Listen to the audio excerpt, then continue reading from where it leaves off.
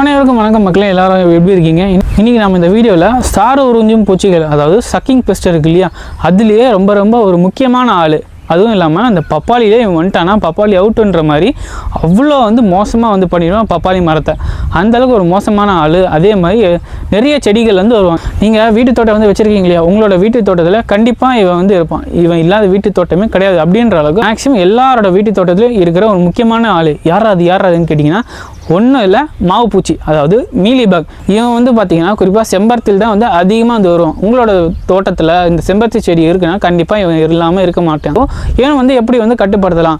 இவனுக்கு மேலே பார்த்தீங்கன்னா வெள்ளை கலரில் ஒரு மாவு மாதிரி கோட்டிங் இருக்குது இல்லையா, இந்த மாவு மாதிரி கோட்டிங் இருக்கிறதுனால நிறைய பூச்சிக்கொல்லிகள் பூச்சி மருந்து நீங்கள் அடித்தாலும் அவனை அஃபெக்ட் பண்ணாது. ஏன்னு கேட்டிங்கன்னா அந்த கோட்டிங் இருக்கு இல்லையா, அந்த கோட்டிங் இவனை இந்த பூச்சிக்கொல்லிக்கிட்ட ப்ரொடெக்ட் பண்ணுது. ஸோ ஃபஸ்ட்டு அந்த கோட்டிங் முதல்ல உடைக்கணும். எப்படிலாம் கட்டுப்படுத்தலாம் அப்படின்னு கேட்டிங்கன்னா, முதல்ல எல்லாரும் செய்ய வேண்டிய ஒரு முக்கியமான விஷயம் பார்த்தீங்கன்னா, இவன் கொஞ்சமாக வந்திருக்கானா இல்லை கூட்டமாக மொத்தமாக ஒரு கூட்டமே வந்திருக்கான்னு பார்த்துக்கணும். கொஞ்சமாக வந்துச்சுன்னா ஜஸ்ட்டு நீங்கள் நல்லா கொஞ்சம் தண்ணி ஃபோர்ஸாக அடித்தாலே போதும். இல்லை கூட்டமாக வந்துட்டான் அப்படின்னா முக்கியமாக நீங்கள் என்ன பண்ணணும்னு கேட்டிங்கன்னா, அந்த கிளையை இல்லை அந்த செடியை அப்படியே பிடிங்கி அப்படியே எரிச்சிடுங்க. இதான் பார்த்திங்கன்னா மொதல் விஷயம். கம்மியாக வந்திருக்கானா இல்லை அதிகமாக வந்திருக்கானான்னு பார்க்குறது. இதுக்கு அடுத்து என்ன பண்ணணும்னு கேட்டிங்கன்னா, அவன் மேலே இந்த மாவு மாதிரி ஒரு கோட்டிங் இருக்குது இல்லைங்களா, அதை முதல்ல உடைக்கிறதுக்கு ரொம்ப சிம்பிளான விஷயம் பார்த்திங்கன்னா, இந்த சோப்பை நல்லா தண்ணியில் கரைச்சிக்கிட்டு அதை அது மேலே அப்படியே ஸ்ப்ரே பண்ணிங்கன்னா அந்த மாவு அப்படியே உரியும். இல்லை நீங்கள் தண்ணியை நல்லா ஃபோர்ஸாக ஸ்ப்ரே பண்ணால் கூட அந்த இது உரியும். ஸோ ஃபஸ்ட்டு இந்த மாதிரி சொல்யூஷனை ஃபஸ்ட்டு நல்லா ஸ்ப்ரே பண்ணுங்கள். அதுக்கப்புறம் இந்த 3G கரைசல், இந்த இஞ்சி மிளகா அப்புறம் பூண்டு இது அடிக்கிறது, இல்லை இந்த வேப்பங்கொட்டை சாறு அடிக்கிறது, இல்லை மீனமில் அடிக்கிறது, இந்த மாதிரி சொல்யூஷன்ஸை நீங்கள் அடிக்கிறது மூலமாக உங்களை கட்டுப்படுத்தலாம். ஸோ எல்லாரும் செய்ய வேண்டிய முக்கியமான விஷயம் முதல்ல அந்த மாவு கோட்டிங் எடுக்கணும். அதான் நீங்கள் ஃபஸ்ட்டு செய்ய வேண்டிய விஷயம்.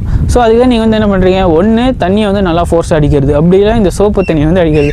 அடுத்து பார்த்தீங்கன்னா, இவனை வேட்டையாடுறதுக்கு நிறைய பூச்சிகள் இருக்குது. குறிப்பாக சொல்லணும்னா பொறிவண்டு. இந்த பொறிவண்டுக்கு பார்த்தீங்கன்னா மெயின் தீனியே இந்த மாவு பூச்சி தான். ஸோ அப்படிப்பட்ட அந்த பொறிவண்டை தோட்டத்தில் அதிகமாக இருக்குதுனாலே சுலபமாக உங்களால் மாவு பூச்சி கட்டுப்படுத்தலாம். ஸோ அதை நான் எப்படி வரப்போ அப்படின்னு கேட்டிங்கன்னா, ஒன்றும் இல்லை, இவன் இருக்கால, இவன் இருக்கிற வாசனைக்கு அவன் தானாக வந்துடும். அவன் வந்துட்டானாலே இவங்க கொஞ்சம் கொஞ்சமாக காலி ஆகிடுவாங்க. இது ஒன்று. இதுக்கு அடுத்து ஏதாச்சும் ஒரு தனி சொல்யூஷன் எதாவது அடிக்கலாமா அப்படின்னு கேட்டிங்கன்னா, ஒரு சொல்யூஷன் ஒன்றும் இல்லை, 2 சொல்யூஷன், ஏன் 3 கூட இருக்குது. இந்த 3ல் 2 உங்களுக்கு ஆல்ரெடி நல்லா தெரிஞ்சது. என்னடா அதுன்னு கேட்டிங்கன்னா, மீன் அமிலமும் அதுக்கு அடுத்து வேப்பங்கொட்டை சாரம்.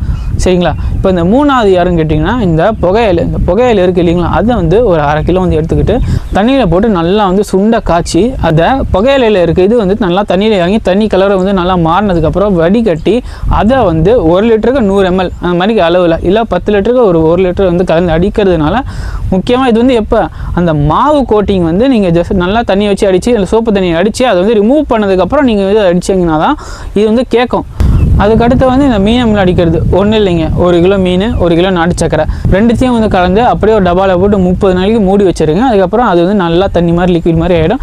அதை எடுத்து 10 லிட்டருக்கு 100 ml தான் கலந்து அடிக்கிறீங்க. அதுவும் பார்த்திங்கன்னா இலையோட திக்னஸ், இலையோட தடிமனை பொறுத்து தான் அடிக்கணும். இப்போ நெல்லுக்கெல்லாம் அடிக்கிறீங்கன்னா 10 லிட்டருக்கு ஒரு 50 ml 100 ml கூட தொடக்கூடாது.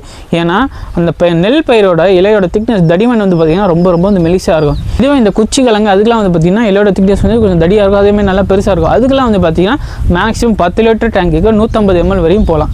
இப்போ இதே மாதிரி இப்போ இந்த மாவு பூச்சிக்கு பார்த்திங்கன்னா அதே தான் 10 லிட்டருக்கு 100 ml கலந்து அடிங்க, அதுவே போதும். ஏன்னா நீங்கள் அடிக்கிற செடி தாங்கணும். நீங்கள் மீன் அமிலத்தை தப்பி தவிர அதிகமாக நல்லா கட்டுப்படுத்தணும்னு சொல்லி அதிகமாக கலந்து அடிச்சிங்கன்னா பயிரை கருகிடும். ஸோ அதை எப்பவுமே அளவோடு அடிக்கணும். இது அதுக்கடுத்து இந்த வேப்பங்கொட்டை சாறு திரும்ப சொல்கிறது தான், 1 ஏக்கருக்கு 5 கிலோ வேப்பங்கொட்டை, அதை நல்லா இடித்து வெள்ளை துணியில் கட்டி கோமியத்தில் நல்லா ஊற வைக்கிறீங்க. அது ஒரு 2 வாரத்துக்கிட்ட ஊறணும். அதுக்கப்புறம் அந்த கோமியத்தை எடுத்து அது கூட ஒரு 100 கிராம் காதி சோப்பு. ஏன்னா வேப்பங்கொட்டையில் எண்ணெய் அதிகமாக இருக்கும் இல்லையா, எண்ணெய் கோமியத்தில் இறங்கியிருக்கும். அதே மாதிரி அது தண்ணியோட மிக்ஸ் ஆகும்னா கண்டிப்பாக சோப்பு தேவை. அதனால ஒரு 100 கிராம் காதி சோப்பு. இதில் ஒரு நல்ல விஷயம் என்னென்னு பார்த்தீங்கன்னா, மற்ற இதுக்கெலாம் நீங்கள் ஃபஸ்ட்டு சோப்பு தண்ணி அடிச்சுட்டு மாவு கோட்டிங் ரிமூவ் பண்ணிட்டு தான் அதுக்கு அடுத்து நீங்கள் மற்ற சொல்யூஷன் அடிக்கலாம். ஆனால் இதில் நீங்கள் வேப்பங்கொட்டை சாரில் ஆல்ரெடி நீங்கள் அடிக்கும் போதே சோப்பு கலந்துடுறீங்க. ஸோ அப்போ நீங்கள் டேரெக்டாக அப்படியே அது மேலே அடிக்கலாம். அந்த சோப்பு மாவு மாவு கொட்டிக்கு வந்து கரைச்சிட்டு இந்த இந்த கொட்டைச்சாறு வந்து அந்த பூச்சிகளுக்குள்ளே போய் பூச்சியை வந்து சாகடிச்சிடும். ஸோ இப்போ வீடியோட எண்டுக்கு வந்துட்டோம். இந்த வீடியோவில் நான் வந்து நிறைய வந்து சொல்லியிருப்பேன், இல்லை நான் வந்து எதாவது தெரியாமல் மிஸ் பண்ணிட்டேன்னா உங்களுக்கு தெரிஞ்சதை மறக்காமல் கமெண்ட்டில் சொல்லிவிட்டு இதே மாதிரி நிறைய வீடியோஸ்க்கு மறக்காமல் சேனலை வந்து சப்ஸ்கிரைப் பண்ணிக்கோங்க. நன்றி. அழகா மனதை அதன் போக்குக்கே விட்டுவிட்டால் அதற்கு காட்டு யானை பலம் வந்துவிடும்.